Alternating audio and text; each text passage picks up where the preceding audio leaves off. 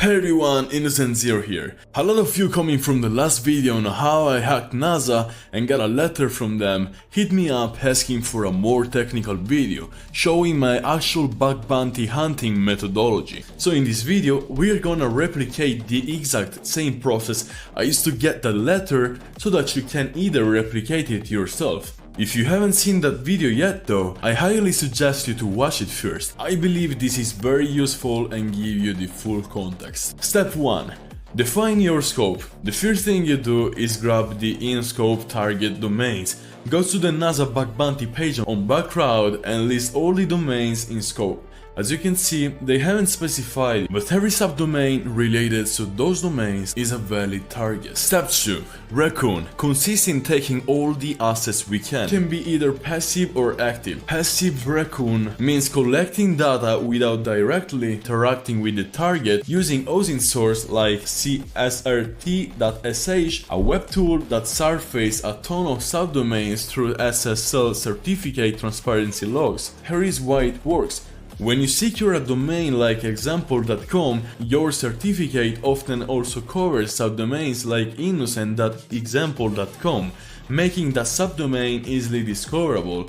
Then we have Shodan, an OSINT tool built for internet exposed devices. Searching for NASA, for example, give you a list of all the fingerprints they've left on the internet, and some of those resources might even be vulnerable. Chances, similar to Shodan, maybe even more powerful. Subfinder, my personal favorite, takes all of the above OSINT sources and more, currently supporting over 40 passive sources. It's still worth manually checking interesting sites though. And don't sleep on Google Dorking, it's extremely powerful when used well. Then we have Active Raccoon, that involves DNS brute forcing, asset fuzzing, and zone transfer misconfiguration identification. We are gonna start with Raccoon by using Subfinder and HTTPX. To grab all subdomains for NASA, simply type subfinder-d to specify the domain, to use all the sources, and then we can pipe it with HTTPX. So we are piping the Subfinder output directly into HTTPX toolkit,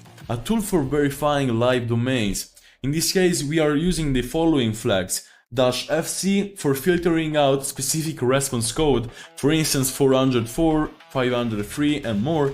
Title, well, to grab the page title. Then we have word count, status code, and the flag to save the output in a file, ending with -v that will make the output verbose. While we wait for this to be finished, we can parallelly go with the active part. For Active Raccoon, we brute force subdomains using ffaf with a solid DNS word list. I recommend the seclist one.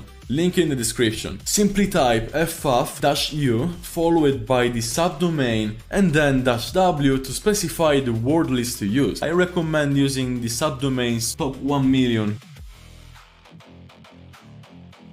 Then we can use the following flag to filter out response code like 404 and 503, and then -h followed by our personalized header. The custom bug bounty header is important. It basically tells NASA's analysts that this traffic is from a researcher, so that our IP doesn't get banned or flagged as evil. That said, I personally avoid aggressive DNS brute forcing on real targets, but I'm showing it here for completeness.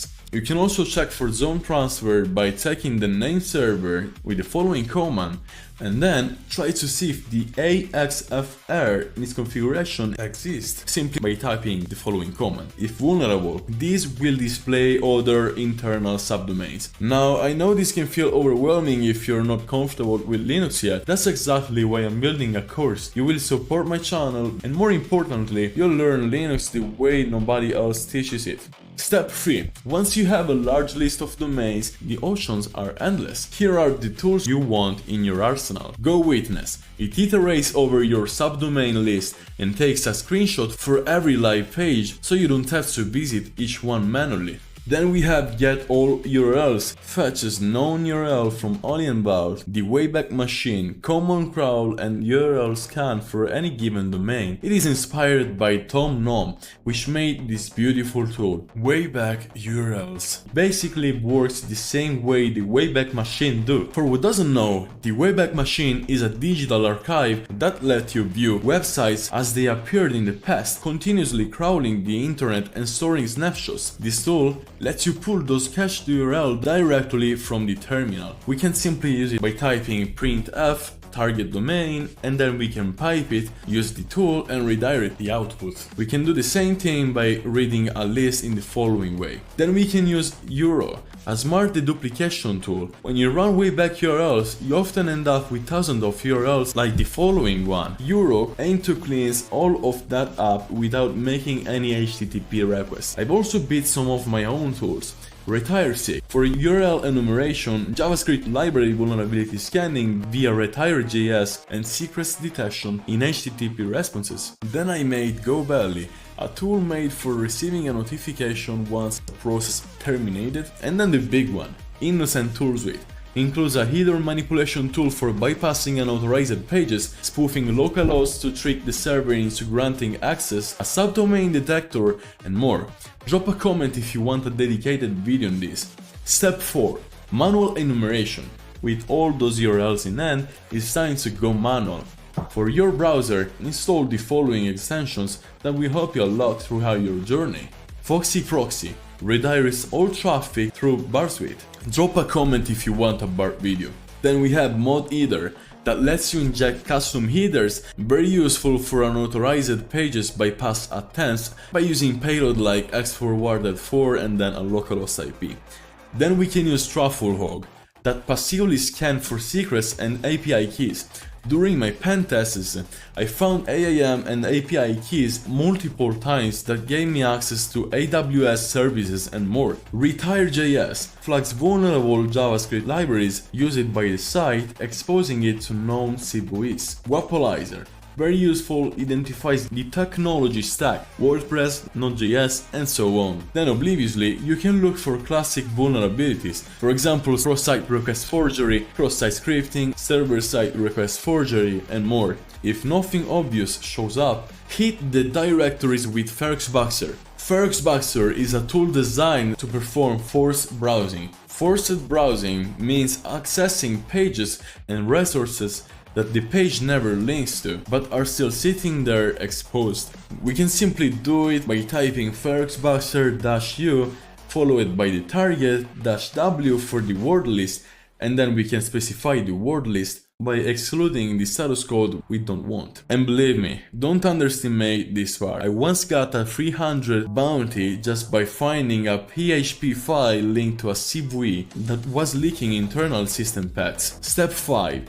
You remember those cached URLs from earlier, right? Filter the list for 401 and 403 pages. You can use AuthSlicer or Bypasser that you can find in the Innocent Tool Suite to try to bypass those URLs. If the header bypass tricks don't work, try this. Grab that domain from your cached URL list and look for anything interesting. Those URLs might still be active, or they might be exposed in a web archive.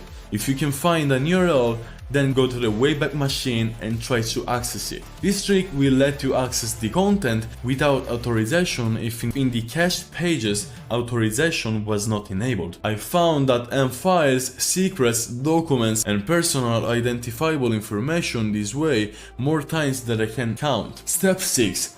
Port scanning. With a massive list of targets, use RASScan for speed in the following way. Ports to prioritize, you can try with Redis, 8080 that often has test pages or admin panels, 8443, 99, Telnet, FTP, RDP, you have a lot to enumerate.